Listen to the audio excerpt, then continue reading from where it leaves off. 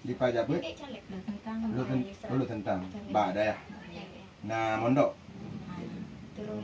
Jadi untuk kenyo menyak tikula katamat don harapkan anak don titip badaya apalagi daya pada pasti don titip masalah kita yang ben pikiron aja pucus yang mandu kitab suci kitab dari dijak bet dari gelasa sampai gelas 16 kamu siap mandu semahai apapun kita.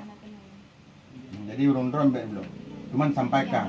Nyo anak dong kai gelas bulan. Yang kan ada tak kamu? Kan kita. Oh nyo gelas 2 nyo, gelas 3 nyo kan kita. Tengah disampaikan. Nyo kita pada long gelas nyo kamu kita mana tua pegang. Memang naku tentang halnya untuk ke dia dengan telepon beliau nyo, melalui adik je. Kamu siap mantu. Kamu merkah kamu di Bandar Labur. Jadi mudah. Jadi kamu walaupun dana sangat singkat, tapi urun-urun negara harus kedepankan.